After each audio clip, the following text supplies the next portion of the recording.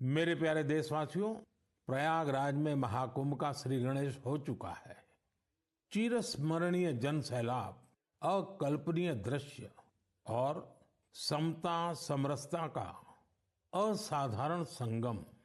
इस बार कुंभ में कई दिव्य योग भी बन रहे हैं। कुंभ का ये उत्सव विविधता में एकता का उत्सव मनाता है। संगम की रेती पर पूरे भारत के, पूरे विश्व के लोग जुड़ते हैं। हजारों वर्षों से चली आ रही इस परंपरा में कहीं भी कोई भेदभाव नहीं, जातिवाद नहीं।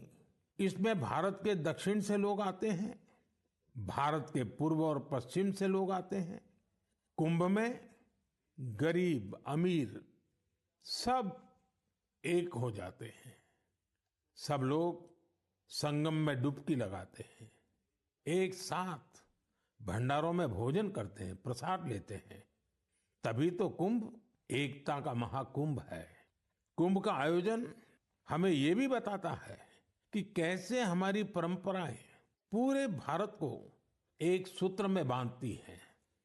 उत्तर से दक्षिण तक मान्यताओं को मानने के तरीके एक जैसे ही है।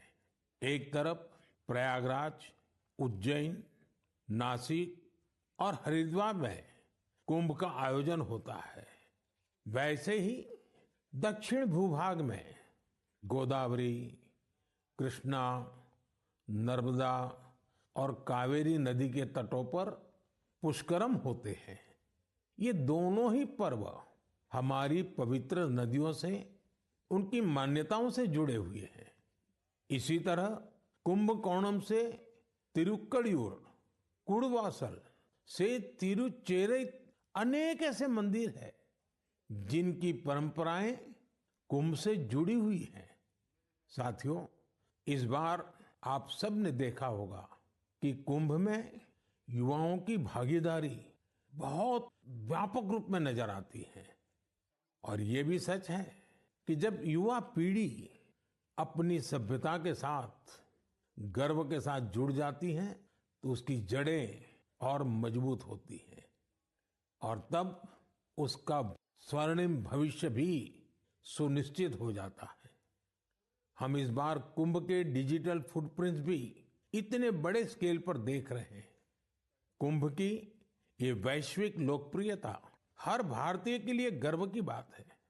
साथियों, कुछ दिन पहले ही पश्चिम बंगाल में गंगा सागर मेले का भी विहंगम आयोजन हुआ है। संक्रांति के पावन अवसर पर इस मेले में पूरी दुनिया से आए लाखों श्रद्धालुओं ने डुबकी लगाई है। कुंभ, पुष्करम और गंगा सागर मेला, हमारे ये पर्व हमारे सामाजिक मेलजोल को, सद्भाव को, एकता को बढ़ाने वाले पर्व है।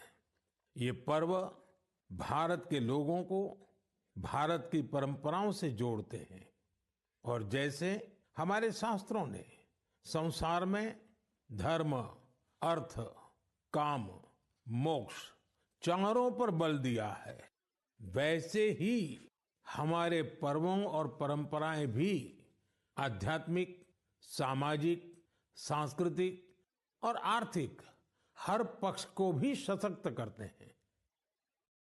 साथियों, कुछ दिन पहले ही स्टार्टअप इंडिया के 9 साल पूरे हुए हैं।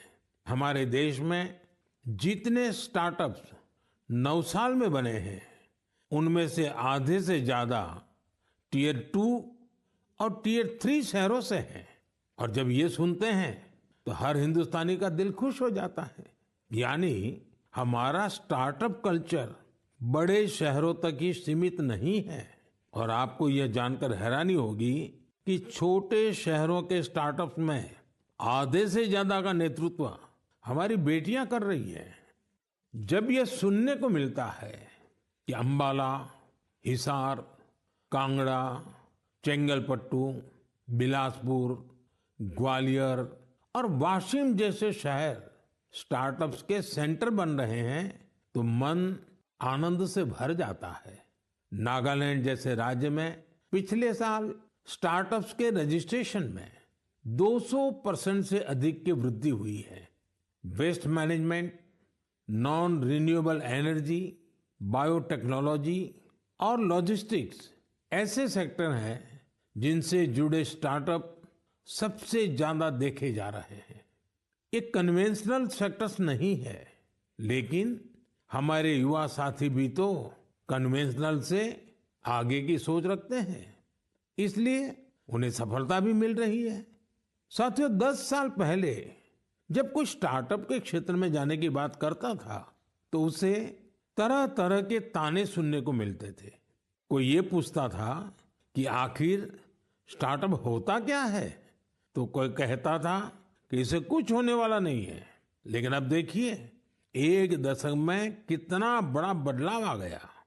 आप भी भारत में बन रहे नए अवसरों का भरपूर लाभ उठाएं। अगर आप खुद पर विश्वास रखेंगे तो आपके सपनों को भी नई उड़ान मिलेगी।